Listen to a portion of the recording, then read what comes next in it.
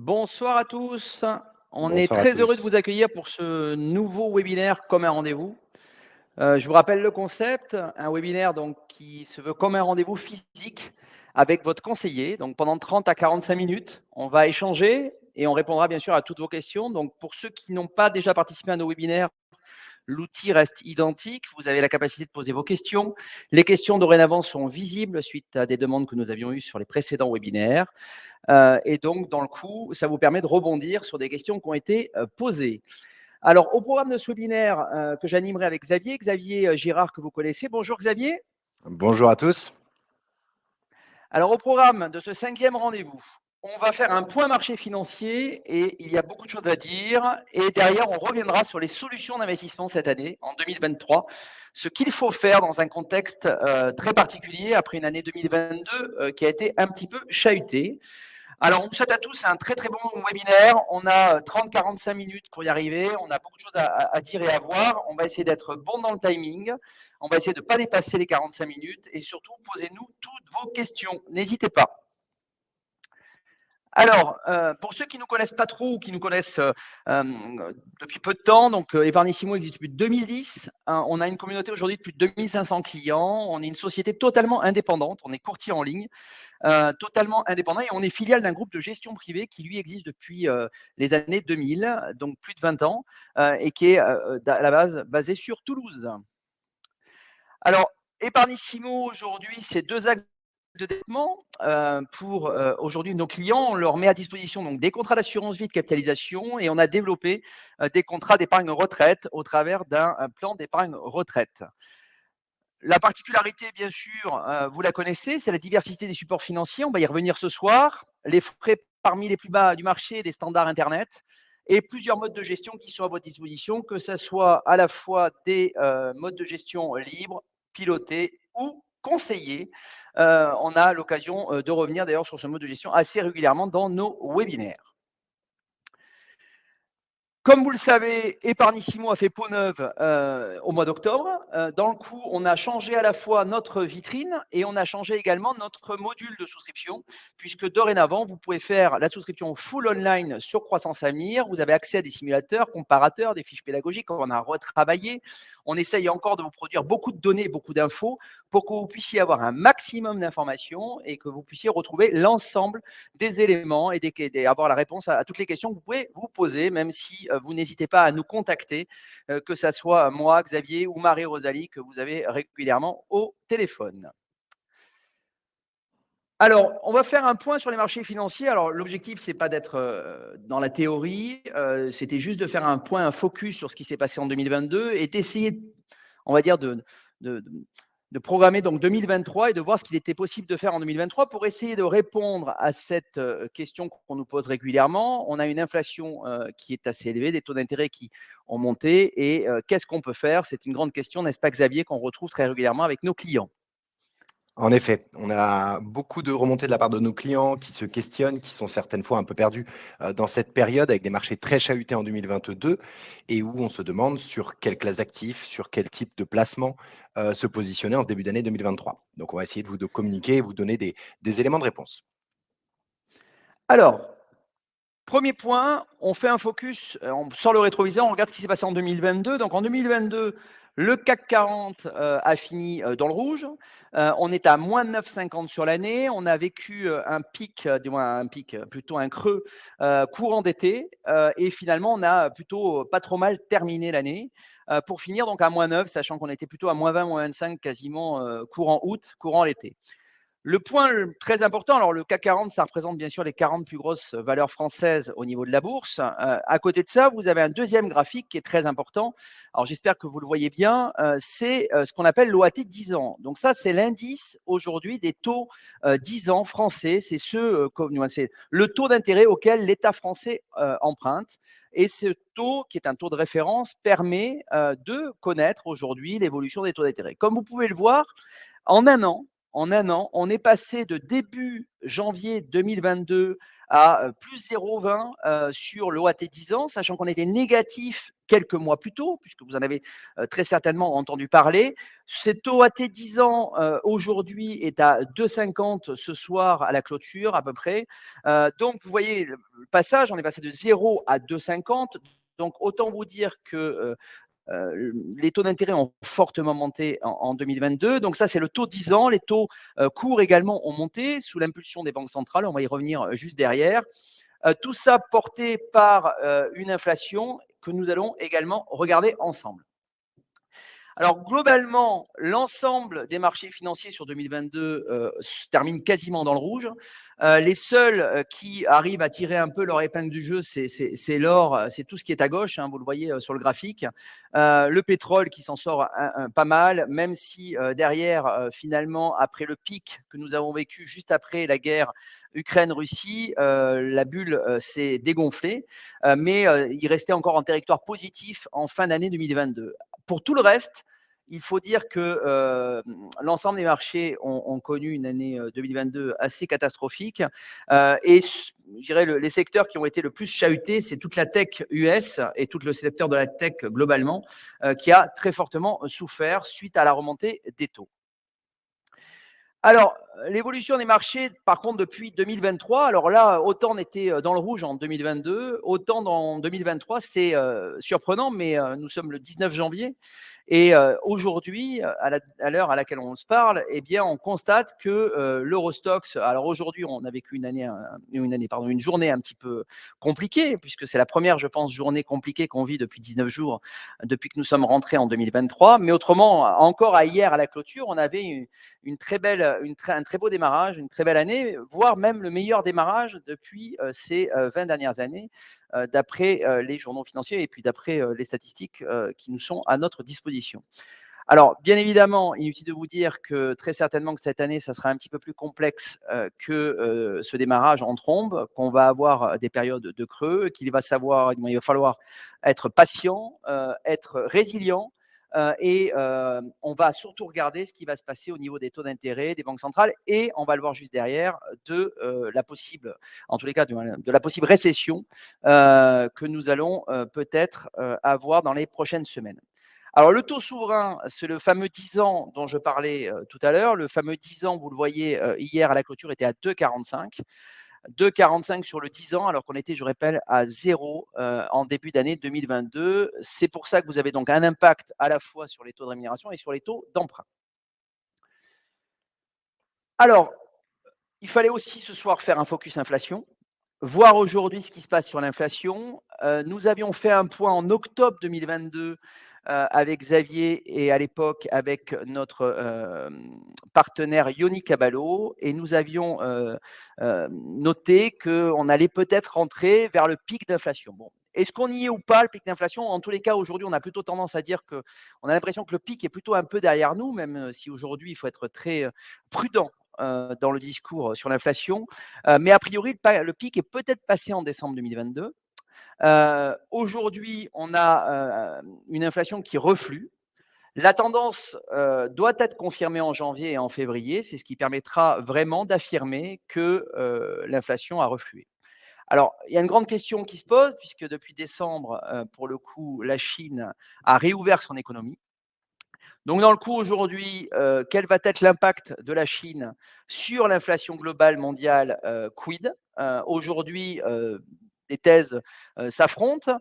Aujourd'hui, nous, on a une thèse qui est qu'aujourd'hui, il faut être attentiste et en tous les cas, il faut regarder ce qui peut se passer et qu'on risque d'avoir peut-être une inflation un petit peu plus durable dans le temps et qu'on risque d'avoir plutôt une inflation aux alentours de 4-5 cette année, alors que beaucoup de thèses, il y a encore 2 mois avant la Chine, espéraient un reflux d'inflation au second semestre 2023, quasiment à l'ère d'avant Covid.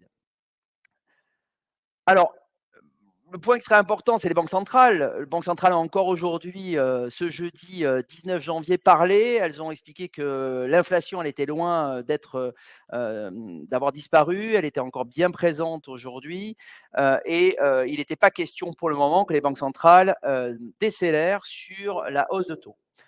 Donc, aujourd'hui, les 2 questions qui va se poser pour, vos allocations d'actifs, c'est concrètement, est-ce que les taux vont, continuer à fortement, monter, ou, est-ce qu'elle ça va se stabiliser? Ça, c'est une première question et puis la deuxième question, c'est la récession, puisque aujourd'hui tout le monde est unanime pour dire que nous allons être en récession. La grande question, c'est est-ce que ça va être un atterrissage léger ou est-ce que ça va être un atterrissage brutal?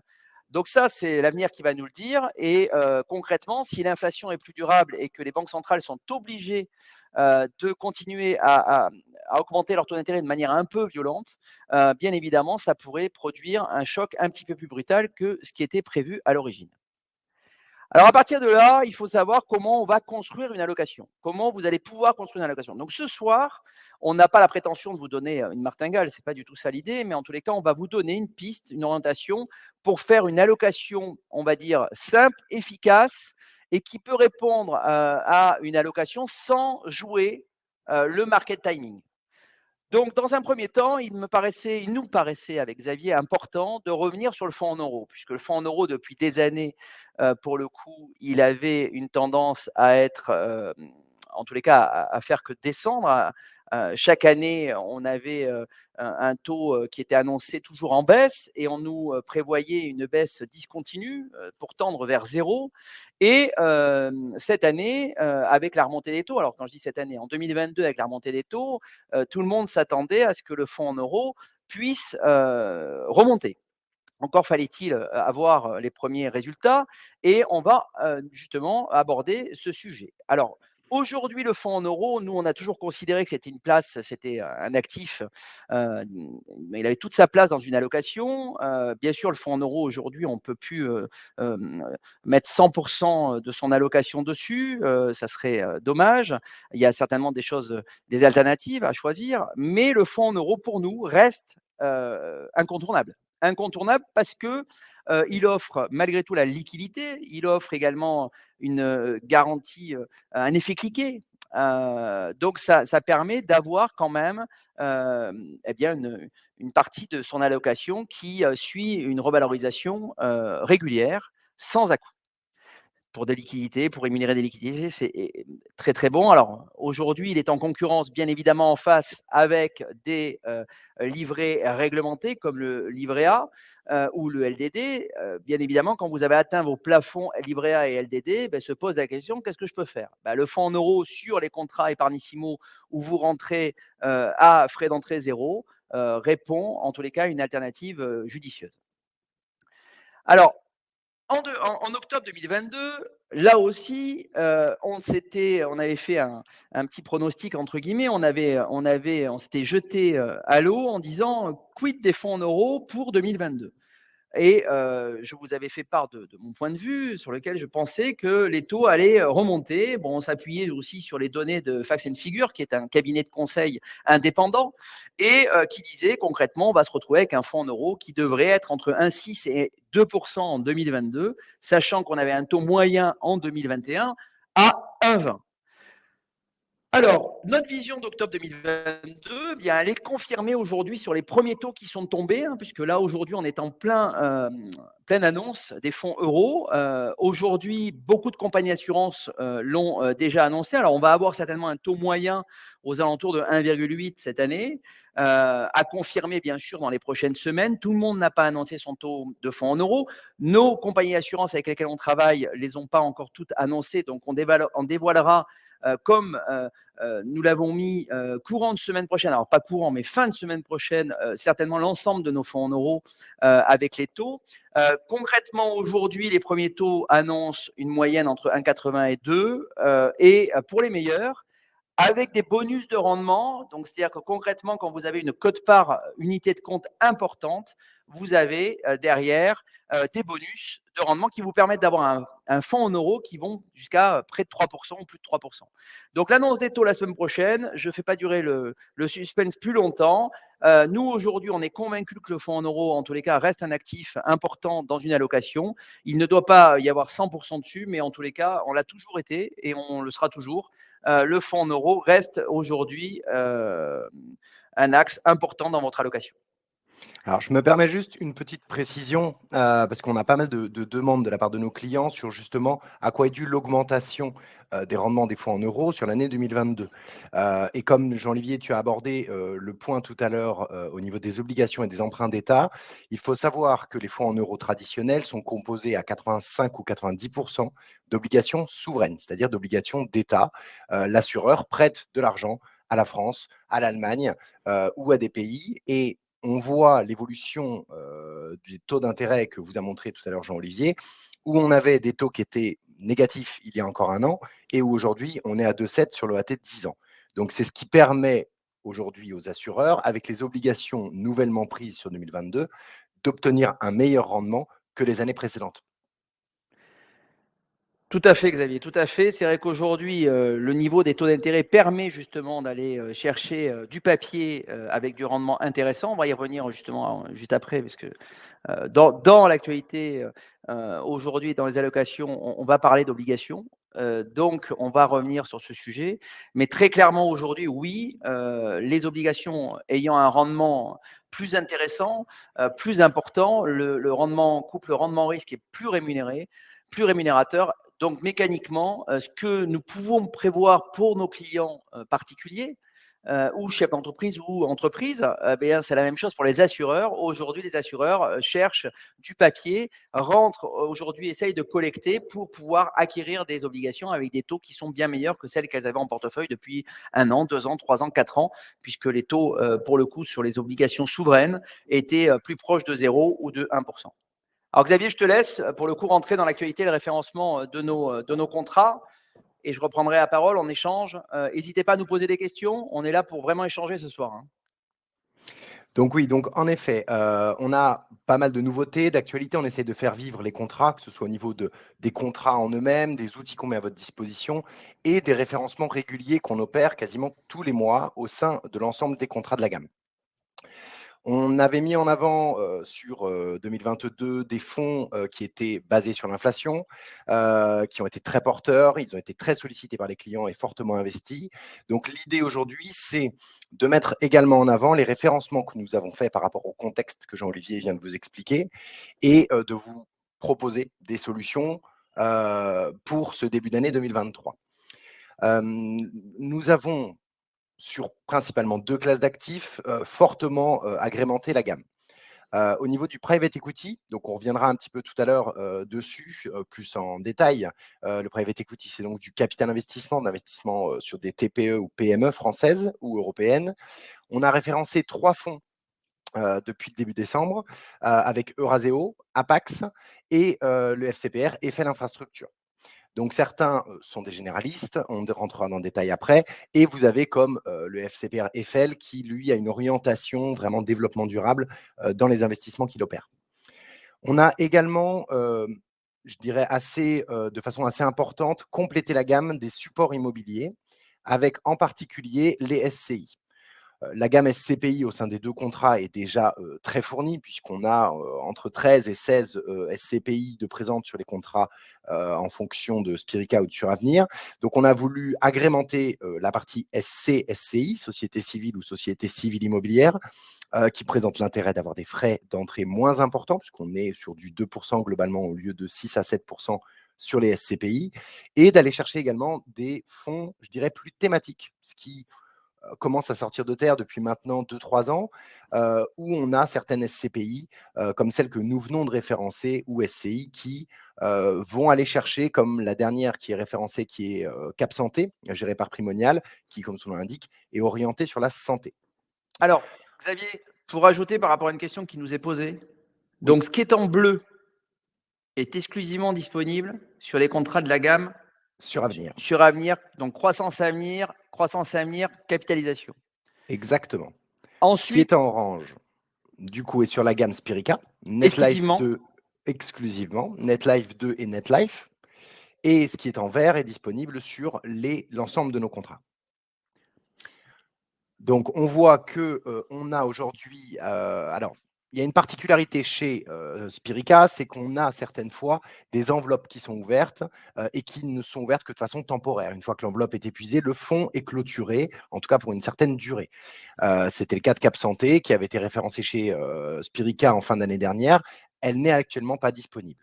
À l'inverse, sur Avenir, eux ne font que des référencements pérennes. Chaque fois qu'une société est ouverte, une SCI ou un fonds, il l'est pour l'année entière. Suravenir a un peu innové cette année, puisque certains assureurs le faisaient, mais c'est la première fois qu'eux le font, en mettant la possibilité d'investir avec 0 de frais d'entrée au lieu de 2 sur la SCI Cap Santé, qui vient d'être référencée. UAF le fait depuis plusieurs années, et là, on a chez eux, à l'heure actuelle, 3 sociétés civiles qui sont accessibles à frais zéro. Il n'y a pas de date, hein, on a une enveloppe de 10 millions qui est à investir. Une fois que ces 10 millions sont investis, l'enveloppe est clôturée chez UAF et donc il n'y a plus d'enveloppe à frais zéro. Donc premier arrivé, premier servi. Donc voilà globalement pour les référencements qu'on a opérés sur la gamme en décembre et en janvier sur la partie private equity et immobilier. Surtout, n'hésitez pas à nous solliciter pour intégrer des supports. Alors, pas des supports, alors des supports des fonds communs de private equity, pourquoi pas, immobilier, pourquoi pas, mais surtout des JC plutôt traditionnels. N'hésitez pas, sollicitez-nous. Ça ne veut pas dire que ça va être référencé, mais en tous les cas, on prendra en compte votre demande et si on peut l'intégrer, on le fera avec grand plaisir. S'il y a du sens dans la gamme, on le fera. Ah, alors, ce que je vous propose là, pour le coup, c'est de rentrer dans le vif du sujet sur les fonds. Pour l'instant, on vous a parlé marché financier, on vous a parlé actualité de la gamme. Là, on va rentrer dans le vif du sujet avec Xavier. On va vous parler fonds obligataires datés, parce que ça, je pense que vous en entendez parler, vous en avez vu, vous avez eu des propositions. On a beaucoup de questions sur le sujet. Aujourd'hui, il faut qu'on vous réponde très clairement sur qu'est-ce qu'on a dans la gamme, qu'est-ce qu'on vous préconise. Ensuite, on fera un focus sur le private equity et on finira sur l'immobilier, sachant qu'il faut qu'on arrive à respecter le timing. Donc, on va bien évidemment répondre à toutes vos questions également. Alors, première chose, il me paraissait important de revenir sur une question. Alors, je lance un sondage, même si vous avez une partie de la réponse pour le coup. Euh, donc, connaissez-vous aujourd'hui le fonctionnement d'une obligation? N'hésitez pas à répondre. OK, ça me donne un peu la tendance. OK. Alors, je vais vous expliquer comment ça marche. Alors, la différence entre une action et une obligation, je vais le faire assez simplement. Une action, c'est un titre d'une entreprise. Vous possédez une partie du capital de l'entreprise et la partie de cette entreprise vous permet, d'une part, donc si vous êtes propriétaire d'une partie de l'entreprise, ça vous permet d'avoir un dividende. Vous avez droit donc à un dividende. Vous avez droit de voter lors des assemblées générales.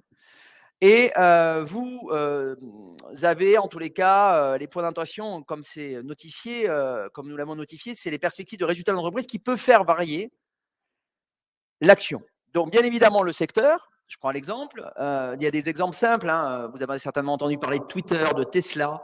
Ben voilà, c'est des actions qui aujourd'hui varient beaucoup parce que vous avez un patron à la tête de ces entreprises, sans le citer, qui s'appelle Elon Musk, et donc à un moment donné, il peut faire des déclarations un peu fracassantes et ça va avoir une tendance à faire bouger les cours. Le rachat d'une entreprise, Twitter a été racheté par par le patron de Tesla. Donc, bien évidemment, à un moment donné, le cours de l'entreprise va avoir des variations. Donc, ça, une action, vous êtes titulaire d'une part de l'entreprise et vous avez donc droit aux dividendes et à voter lors des assemblées générales. Une obligation, à contrario, c'est un emprunt que va faire l'entreprise auprès du marché. C'est un mode de financement pour l'entreprise. C'est-à-dire que concrètement aujourd'hui, vous avez une obligation qui est émise et on vous dit, cette obligation elle est sur 10 ans, donc on va vous dire échéance 2032. Le taux d'intérêt il est de X% et le coupon il est mensuel, trimestriel ou annuel. Comme un emprunt que vous pourriez faire vous, pour le coup, à la banque. C'est exactement la même chose, à part que là, pour le coup, la banque c'est vous. C'est pas compliqué.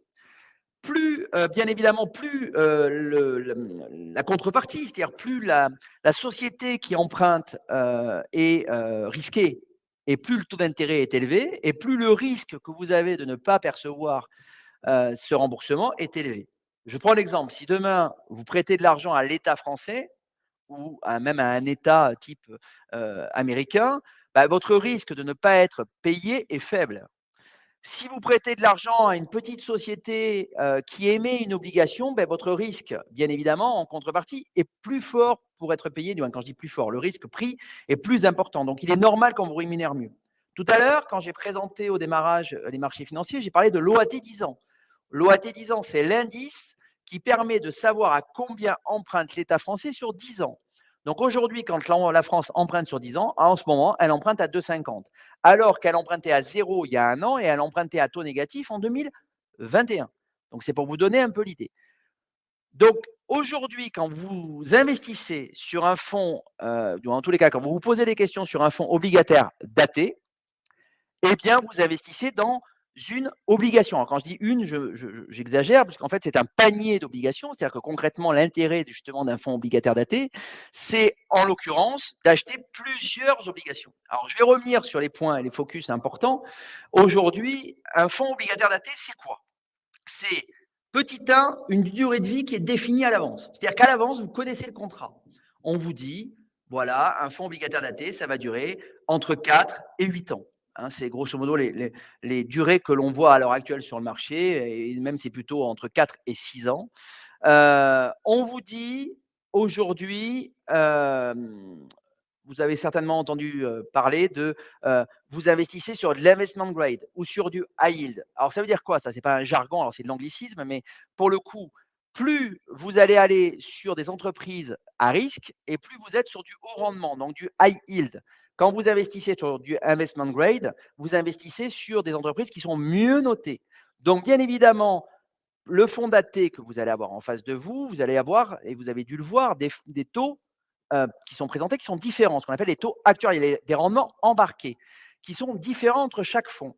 Les rendements qui sont différents, c'est que tout simplement, vous avez une prise de risque qui est plus forte par un fonds que par un autre. Donc ça, il faut que vous fassiez attention parce que cette notion de risque, il faut que vous en soyez conscient, parce que bien évidemment, vous avez un potentiel risque. Donc, quand on a un fonds obligataire daté, on achète un panier, une enveloppe avec un certain nombre de titres, souvent supérieur à 20, 30, voire 50, voire 60, 70 titres obligataires. Ça dépend des fonds, tous les fonds ne sont pas identiques. Ensuite, la deuxième chose, c'est la maturité. Donc, quand on vous dit aujourd'hui remboursement 2026, remboursement 2028, ça veut dire que concrètement, l'échéance du fonds est à cette date. Et à cette date, normalement, l'ensemble du fonds sera remboursé. À partir de là, ce qui va être important, plus on s'approche du fonds, donc plus on s'approche du fonds et plus les contreparties vont être remboursées pour arriver au terme à être totalement remboursé. Donc le fonds encaisse régulièrement des coupons, ils achètent des emprunts, ils investissent dans des emprunts auprès d'entreprises qui sont plus ou moins bien notées, plus ou moins bien sécurisées. Et à partir de là, vous avez donc, et c'est pour ça que ça devient intéressant, vous avez un taux de rendement connu à l'avance. Alors souvent, vous verrez dans les fonds obligataires datés ce qu'on appelle le taux de défaut. Le taux de défaut, c'est le risque. Aujourd'hui, le taux de défaut, c'est le risque aujourd'hui que vous avez dans un portefeuille en fonction de la notation. Donc, investment grade à yield, plus vous allez dans des notations élevées et plus le risque de taux de défaut est élevé. Alors, on risque sur des taux de défaut qui sont assez faibles, hein, voilà, on parle de 5-6%, mais malgré tout, il y a un taux de défaut qui est concret. L'avantage de l'obligataire daté, c'est que si on diversifie bien ses fonds et qu'à un moment donné, on a pris conscience du risque et qu'on a bien sélectionné ses fonds, ça permet malgré tout d'avoir une certaine visibilité sur le rendement, puisqu'à tout instant, c'est-à-dire qu'aujourd'hui, le 19 janvier, je suis capable de demander aux sociétés de gestion le rendement embarqué à date. C'est-à-dire que concrètement, quand aujourd'hui, bien évidemment, quand vous étiez au 1er janvier ou au 31 décembre, puisque les cours n'avaient pas, depuis le début de l'année, bien évidemment, les marchés actions, alors il y a une corrélation, hein, quand les marchés actions montent, c'est souvent que les taux se détendent, donc ça veut dire que les marchés obligataires descendent, et à contrario, quand les taux montent, souvent les marchés actions descendent. Donc, pour le coup, depuis le début de l'année, c'est exactement ce qui s'est passé. Les marchés actions ont bien progressé. Donc, dans le coup, les taux d'intérêt ont rebaissé, puisqu'on était à plus de 3% sur l'OAT 10 ans en début d'année.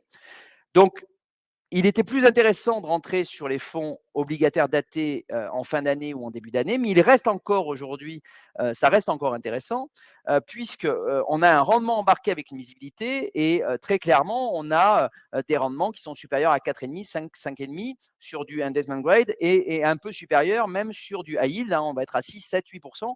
Donc, ce qui reste des rendements assez élevés. Alors attention, je parle en net de frais de gestion sur le fonds, mais en brut par rapport au contrat. Alors, les risques qui sont à apprécier quand on investit dans un fonds obligataire daté, c'est quoi? C'est si j'investis aujourd'hui, très clairement, j'y suis pour investir jusqu'au terme. C'est-à-dire, j'y suis pour investir jusqu'à 2026 ou 2028. Parce que si en cas de hausse des taux d'intérêt, alors mon obligation peut baisser. Et dans le coup, mon portefeuille obligataire peut baisser. A contrario, si les taux d'intérêt baissent, mon portefeuille va s'apprécier. Donc, la deuxième chose qui est importante également, c'est donc évaluer le risque de défaut de l'émetteur qui peut entraîner la perte de tout ou partie du capital de ces émissions. Donc, attention, il faut bien regarder des fonds obligataires datés qui sont très bien diversifiés. J'espère que c'est clair parce que ce n'est pas forcément évident, mais il faut connaître comment ça marche. Donc, les fonds datés, en résumé, on connaît le rendement potentiel à l'avance, hors taux de défaut. C'est-à-dire que concrètement, à l'instant T, je suis capable de vous dire aujourd'hui quel est le rendement embarqué et quel va être normalement mon rendement final s'il n'y a pas de taux de défaut. La deuxième chose d'être dans un fonds daté, ça vous permet d'avoir un portefeuille obligataire, ce qui est quasiment impossible à faire en tant que personne physique, en tant que particulier. C'est beaucoup plus facile d'acheter des actions que d'investir sur des obligations. Donc là, l'intérêt dans un fonds, c'est que pour quelques milliers d'euros, vous allez pouvoir investir dans des obligations. Troisièmement, ça vous permet de diversifier votre allocation, d'avoir une bonne visibilité sur votre poche obligataire, parce que ce n'est pas un fonds d'obligation actif. Là, pour le coup, vous savez on est sur un fonds buy and hold, donc j'achète et je conserve. Il n'y aura pas de surprise à l'arrivée et vous avez une bonne diversification. Et dernièrement, ça vous permet donc de profiter de la hausse des taux de 2022 et des primes de risque reconstituées. Donc, notre conseil à nous, c'est d'optimiser le couple rendement-risque et de privilégier une échéance assez courte. Donc, privilégier les fonds obligataires datés qui ont des échéances plutôt 2025-2026 parce qu'on ne sait pas de quoi sera fait l'avenir. Donc, pour le coup, avec une échéance à 2025-2026, 3 ans à 4 ans, vous avez quand même une visibilité assez grande. Xavier, je te laisse terminer sur notre offre et ce qu'on a fait en termes de référencement. Oui, alors en effet, on a référencé, il y en avait peu de fonds obligataires datés jusqu'en 2022 dans notre gamme, mais du fait des référencements assureurs qui étaient assez peu nombreux, on a fortement augmenté. Alors, on n'a pas mis l'intégralité ici des fonds datés, puisqu'on en a à peu près une quinzaine sur chacun des contrats. On a mis ceux qui, pour nous, sont intéressants, de bonne qualité. Bon, voilà, globalement, ce que Jean-Olivier vous a expliqué. Là, idem. Alors, on a 2 codes couleurs. On est resté sur les mêmes couleurs pour la disponibilité de ces fonds au sein des contrats. Donc, vous voyez que la gamme en vert est disponible sur tous nos contrats. Donc, c'est quand même quelque chose d'assez fourni déjà. Et 2 fonds disponibles chez Spirica. Donc, le contrat NetLife. Les 2 derniers, Odo et Pluvalca, qui ne sont pas présents chez Suravenir. Nous vous avons mis en surligné en jaune les fonds qui, pour nous, sont les plus porteurs ou les plus judicieux. On part sur, pour nous, une duration courte, c'est-à-dire une durée qui va aller jusqu'en 2026 maximum, même si on a des fonds qui, évidemment, vont plus loin. Voilà, donc de toute façon, vous retrouverez l'intégralité des fonds dans le reporting qui vous sera envoyé, qui sera disponible sur le site si vous souhaitez reprendre les différents fonds que l'on vous propose. Ce qui est en jaune, là, ce qui est surligné en jaune, c'est vraiment les fonds sur lesquels on accentue notre conseil. Voilà. Donc, ensuite, hop, je vais reprendre la main. On a alors un fonds particulier, Jean-Olivier, est-ce que tu veux le présenter? Oui, alors je vais le faire rapidement, mais c'est juste pour vous montrer. En fait, j'ai voulu vous montrer au travers de ce reporting. Je l'ai sorti, ce reporting, et j'ai voulu vous montrer comment ça marche. Aujourd'hui, j'ai sorti le reporting d'un des fonds datés que nous avons, qui s'appelle Sico Yield 2026. Et en fait, là, vous voyez, en 2 minutes, même pas, en 30 secondes, vous voyez tout. Ça, c'est un fonds qui aujourd'hui a échéance 2026. Vous avez environ 73 lignes. Ça veut dire qu'il y a 73 emprunts obligataires différents. vous avez 54 émetteurs différents. Donc, ça veut dire qu'il y a certains émetteurs qui sont en double. Mais concrètement, vous avez 73 lignes. Le rendement à maturité est de 6%. Donc 6%, ça veut dire que concrètement, vous avez un rendement à terme, s'il n'y a pas de défaut sur le fonds, de 6%. Attention, il peut y avoir des défauts. Et aujourd'hui, c'est comme ça que ça marche. Alors qu'à l'origine, et c'est là où c'est intéressant parce que c'est là pour comprendre, quand le fonds a été créé, le rendement à maturité était de 5,50, donc le rendement s'est apprécié depuis un mois et demi, puisque les taux d'intérêt étaient un petit peu plus bas il y a encore quelques semaines. Il y avait 57 émetteurs et la notation moyenne était W. Donc la maturité moyenne est à juillet 2026. Ça vous donne en fait, très simplement, au travers de ce reporting, la capacité, la lisibilité, la transparence euh, qui va permettre de savoir où on est précisément par rapport au fonds.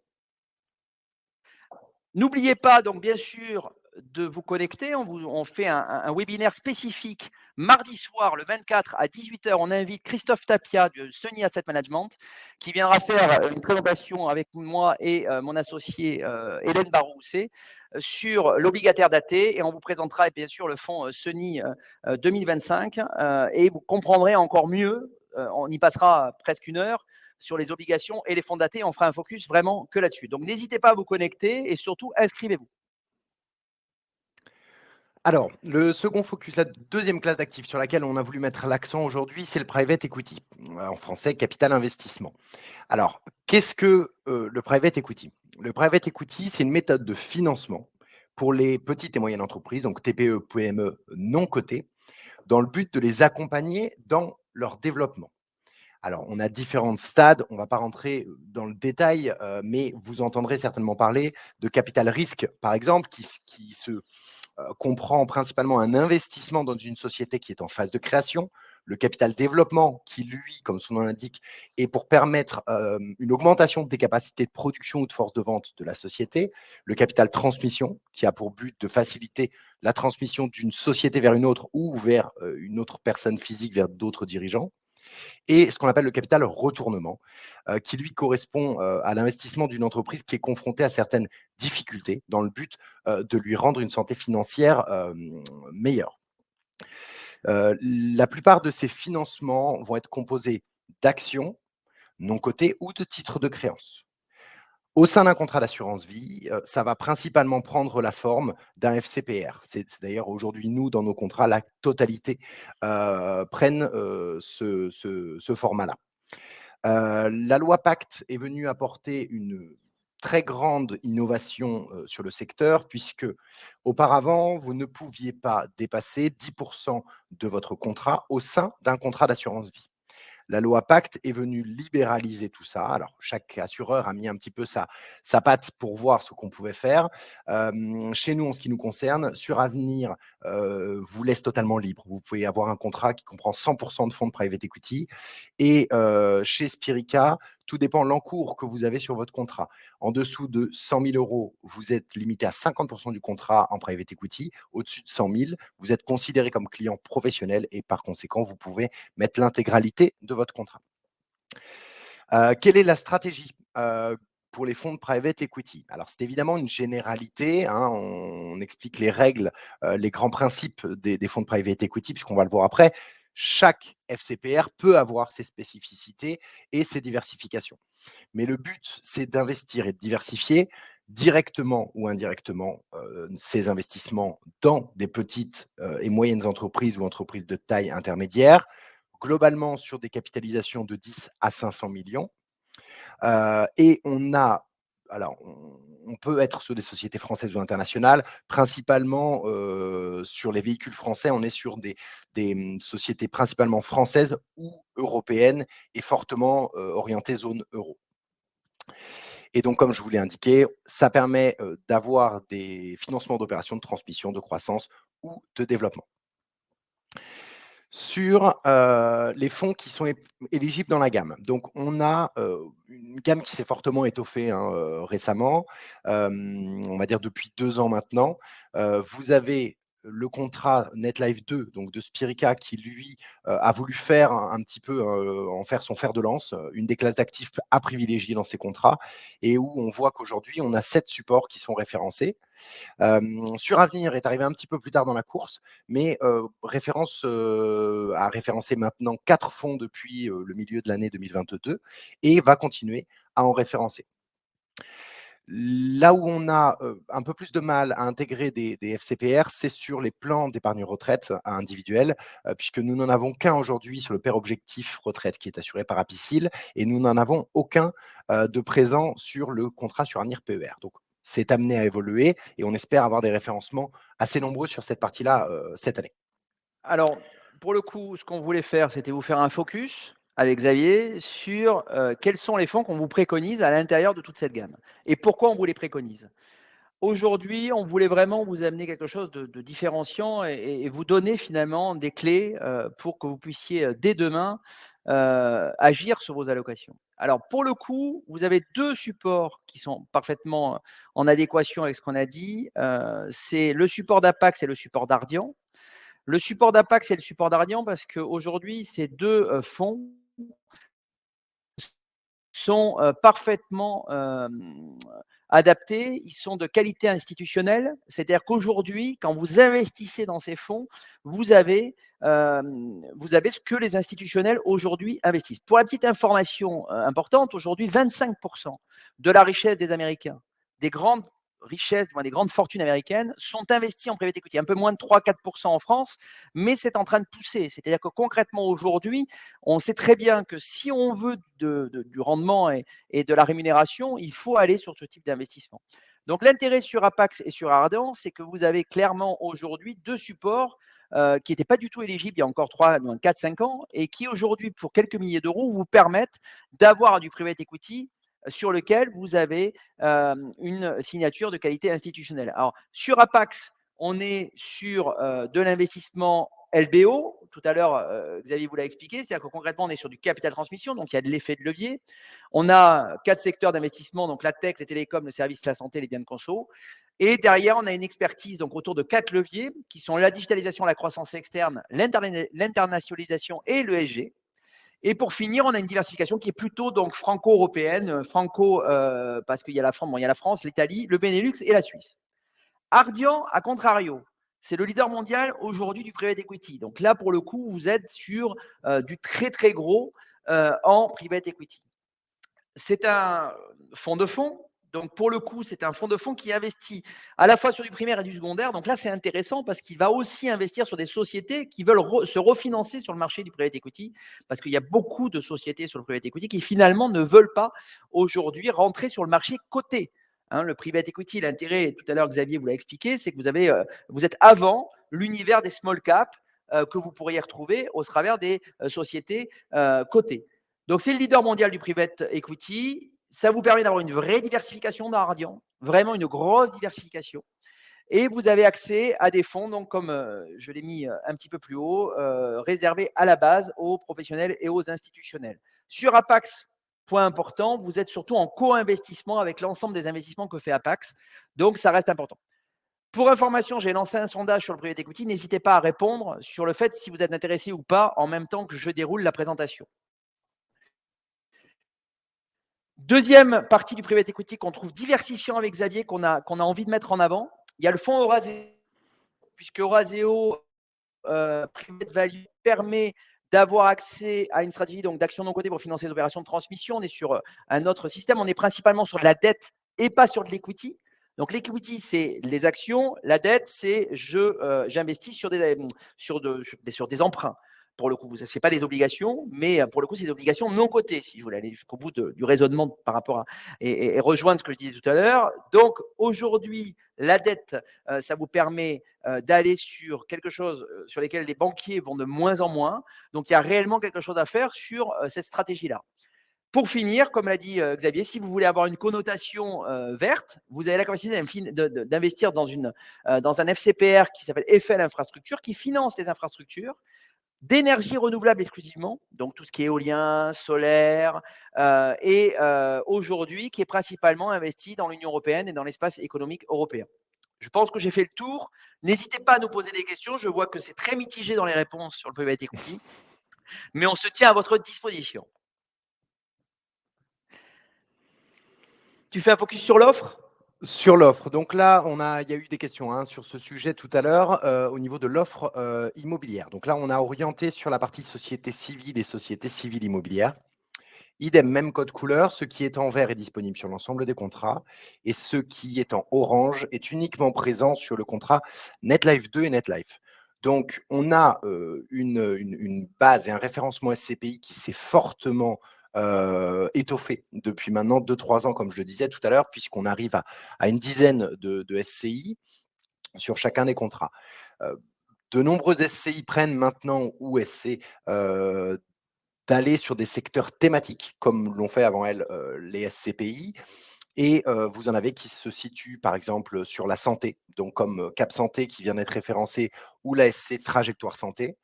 Vous en avez certaines sur des thématiques comme le viager. Jean-Olivier parlait de Silver Avenir, par exemple, qui est sur cette thématique-là. On a également Perial Eurocarbone qui, elle, va aller sur de l'immobilier qu'on pourrait qualifier de vert, c'est-à-dire l'idée d'avoir des logements les moins énergivores et qui répondent aux dernières normes. Et vous avez certaines comme Pythagore, Tangram, Capimo qui sont des diversifiés, des généralistes investis sur différents secteurs géographiques et secteurs d'activité. Donc, vous pouvez retrouver du bureau, du commerce, de l'habitation à l'intérieur. Et une qui est également Novaxia Air, qui a pris elle la thématique de réhabiliter des bureaux de l'immobilier de bureau en immobilier d'habitation. Donc, on a de quoi faire une allocation très diversifiée aujourd'hui sur les sociétés civiles. Nous, on a souhaité en mettre 3 en avant principalement. Donc, qui sont la SCI.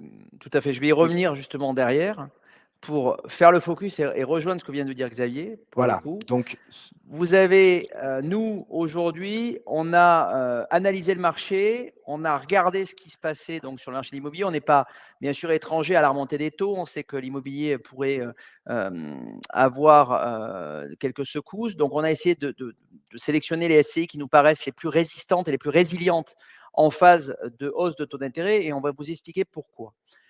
Alors, la première, c'est la SCI Silver Avenir qu'on a sélectionnée. Donc, Xavier vient de vous faire le panorama de l'offre. Derrière, aujourd'hui, vous avez pour le coup, Silver Avenir. Aujourd'hui, sur Silver Avenir, on investit sur du viager d'habitation. Alors, le viager d'habitation, c'est quoi? C'est tout simplement des personnes qui veulent rester chez elles. Il y a un aspect sociétal en plus. Donc, les personnes âgées qui veulent rester chez elles, eh bien, l'assureur leur propose de leur verser en une fois un bouquet complet qui est souvent réversible d'ailleurs entre chaque conjoint et qui permet de cette manière à des personnes seniors dans le grand âge de rester chez elles et de ne pas partir de chez elles alors qu'elles n'ont plus de cash. Ça leur permet donc de cette manière de retrouver du cash dans un âge avancé et de pouvoir vivre et parfois de financer finalement des soins de santé à domicile, par exemple. Silver Avenir, donc je fais juste un focus rapide. Aujourd'hui, c'est 650 millions d'euros de capitalisation. Sur ces 650 millions d'euros, vous avez plus près de 30% qui sont investis en liquidité, donc en cash, qui permettent en fait de sortir de la SCI s'il y avait besoin. C'est comme ça qu'ils arrivent en fait à avoir une liquidité importante. Et vous avez aujourd'hui une décote importante. Donc, même si le marché de l'immobilier pouvait demain subir quelques à-coups, cette SCI nous paraît extrêmement pertinente dans la durée. Surtout que, dernier point, et je finis là-dessus, sur Silver Avenir, vous êtes principalement sur des biens qui se situent en intramuros, donc dans les centres-villes, Paris, Île-de-France, région PACA, vous l'avez ici, c'est 59 en PACA, 36 en région parisienne et Île-de-France et le reste dans les autres régions. Donc, cette SCI nous paraît pertinente. Ensuite, deuxième sujet, Xavier vous l'a dit, la thématique de la santé. La thématique de la santé, on a pensé à Cap Santé. Aujourd'hui, c'est une SCI assez récente. Elle a un actif net donc, de 443 millions d'euros, donc ça reste quand même une SCI qui est assez importante. Elle est appelée à fortement se développer. Et bien évidemment, aujourd'hui, les acteurs de la santé ne veulent pas détenir leurs actifs immobiliers. Donc, les foncières du type Cap Santé leur vont très bien et elles deviennent locataires, donc les cliniques, les EHPAD, les soins de suite, tout ce qui est les pharmacies, parce que là aussi, on rentre tout le secteur de la santé dans sa globalité. Donc, ça permet vraiment d'avoir une grosse diversification. Pour finir, la SCI Perial Eurocarbone, donc qui est une SCI verte, avec un indice ESG global du portefeuille à 66 sur 100. Donc voilà, ça reste une SCI qui aujourd'hui est assez verte, avec une belle diversification. Aujourd'hui, vous voyez comment ça fonctionne. Il y a 100% de taux d'occupation, bon, 37 locataires, donc ça reste quand même assez gros. Il y a 200 millions d'euros. Ces SCI aujourd'hui, on a en tous les cas la capacité de faire une belle allocation immobilière avec l'offre que nous avons. N'hésitez pas à interroger les équipes, on vous répondra avec grand plaisir. Alors, pour le coup, juste sur les 3 SCI que je viens de présenter, Xavier, on est OK. Cap Santé, 0%. Oui, chez Suravenir. OK. Perial Eurocarbone, pour le coup, comme sur Silver Avenir, on a 2% de droit d'entrée incompressible. Oui. Donc ça, aujourd'hui, ce sont des frais qui ne sont pas destinés à votre intermédiaire, hein, à votre serviteur. En tous les cas, aujourd'hui, c'est des frais d'entrée qui sont acquis à la SCI et qui permettent de faire tourner la SCI tout simplement. Alors, il y a eu Voilà. pas mal de questions. Aujourd'hui, on a essayé de répondre à tous. Je suis en train de regarder. Oui, alors je rappelle OK. juste pour ceux qui ont peut-être raté le début du webinaire, qu'on a également sur NetLife 2, 3 autres SCI qui sont à 0% de frais d'entrée à l'heure actuelle, qui sont Novaxia Vista, la SCI Linascence et Pierre Impact. Merci Xavier. Alors, pour le coup, on finit avec une allocation type qui nous paraît diversifiée, simple et efficace pour 2023 par rapport au niveau de taux d'intérêt que nous avons et à l'inflation qui est à 5,9, je le rappelle, sur un an. Bien aujourd'hui, si vous faites 25% d'immobilier au travers de plusieurs SCI, puisque vous avez la capacité de diversifier, 25% au travers d'un fonds euro traditionnel sur lesquels les taux d'intérêt aujourd'hui remontent, 25% au travers de fonds obligataires datés et 25% en private equity. Avec Xavier, on a travaillé le sujet et on considère qu'aujourd'hui, avec une allocation de ce type sur du moyen long terme, vous serez armé pour répondre en tous les cas au sujet donc, de la hausse des taux et de l'inflation, tout simplement. Donc ça, c'est hors allocation qu'on peut vous préconiser au travers de la gestion conseillée ou de la gestion pilotée. Ça, c'est si vous voulez demain avoir une diversification, avoir une bonne allocation dans le temps, 25 IMO, 25 euros, 25 private equity, 25 obligataires datés, sachant que sur l'obligataire daté, vous avez une fenêtre de tir qui va encore durer peut-être 1 mois à 3 mois en fonction du niveau des taux d'intérêt. Alors là, les taux ont bien baissé depuis le 1er janvier, ça reste malgré tout intéressant. Il se pourrait que les taux, pour le coup, remontent un petit peu suite au discours des banques centrales. Donc, on peut avoir une fenêtre de tir qui s'allonge sur environ un trimestre. Dans tous les cas, on vous suivra ça avec beaucoup de précision et on reviendra vers vous s'il y avait quoi que ce soit. Donc, n'hésitez pas à nous interroger. Xavier, est-ce que tu as quelque chose à rajouter sur l'allocation diversifiée simple et efficace pour 2023 ? Non, rapidement, l'idée, si vous voulez, puisqu'on vous propose, on en a parlé déjà, des gestions plus actives avec la gestion conseillée, par exemple, où on va aller vraiment chercher des classes d'actifs et des fonds spécifiques sur 4 profils, prudent, équilibre, dynamique, offensif. Là, on est sur quelque chose qui répond plus à des clients qui ne souhaitent pas forcément avoir à arbitrer leur contrat de façon régulière et à s'occuper également des marchés, même si c'est nous qui vous amenons l'information. C'est une allocation type qui ne demande pas d'intervention ou d'arbitrage régulier, en tout cas sur du moyen terme. Donc voilà, c'est vraiment quelque chose de complémentaire à ce qu'on vous propose déjà. Alors, on a plein de questions. Alors, normalement, on a un timing, on a déjà dépassé de 7 minutes. Xavier a encore en plus un focus à faire sur une actu intéressante sur UAF. Donc, pour le coup, tu peux peut-être lancer le sujet. Ce que je vous propose, c'est aujourd'hui de proposer tout simplement de rentrer directement, Xavier, sur la dernière question. Sur la dernière partie, donc du coup, on a voulu mettre en avant cette évolution puisqu'elle est unique aujourd'hui sur le marché des assureurs. UAF essaye toujours d'être un petit peu à la pointe de l'innovation et de la technologie et j'ai trouvé cette innovation-là plutôt intéressante. Vous savez qu'aujourd'hui, on a la possibilité de récupérer tout ou partie du capital placé sur un contrat d'assurance vie. Votre argent est disponible, elle est liquide. Mais en moyenne, on pouvait avoir des délais qui étaient somme toute importants en fonction des assureurs. Nous, globalement, ceux avec qui on travaille sont assez réactifs, mais ça peut tout de même demander entre 7 à 10 jours ouvrés pour obtenir les fonds après votre demande de rachat partiel. UAF met à disposition, depuis votre interface, directement, la possibilité d'effectuer ce qu'on appelle un rachat partiel instantané. Quel est le principe? Je pense que vous connaissez tous maintenant, ça s'est démocratisé dans la majorité des établissements bancaires, le virement instantané. Vous aviez un virement classique qui allait prendre en moyenne 24 à 48 heures en fonction des délais bancaires pour arriver sur le compte du bénéficiaire de votre virement. Et bien là, c'est la possibilité qui vous est donnée depuis, je dirais maintenant, 1 an et demi, 2 ans, et d'avoir un virement instantané où dans la seconde qui suit, les fonds arrivent, sont débités chez vous et crédités chez le bénéficiaire. Ce principe-là a été repris par UAF pour les rachats partiels que vous pouvez maintenant rendre immédiats. Donc, à partir du moment où vous faites la demande, sur le site, dans la seconde qui suit la demande de rachat partiel, l'argent, les fonds sont sur votre compte. Donc, ça a demandé beaucoup d'évolution chez eux, mais au niveau technologique, c'est quand même assez intéressant. En termes de disponibilité de votre capital, ça vous permet également de pouvoir placer peut-être un peu plus sur vos contrats d'assurance vie que ce que vous auriez fait pour ces questions de disponibilité-là, puisqu'avoir l'argent sur un livret, LDD, vous permettait en effet d'avoir sur un simple clic sur votre smartphone les fonds disponibles sur le compte courant. Eh bien, c'est dorénavant possible sur votre contrat d'assurance vie. Et je trouve que c'est une innovation qui était quand même à souligner.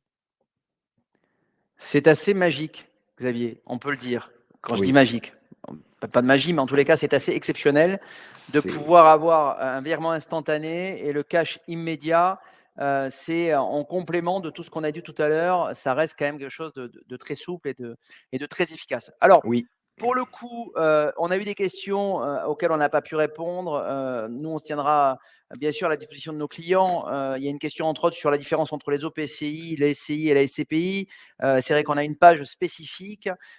Très clairement, aujourd'hui, SCPI, on est sur un investissement à 7-8 ans, hein, vu les frais qui sont pris dans le contrat et de la SCPI. Aujourd'hui, l'OPCI est un actif pour nous qui est trop financier et trop dilué.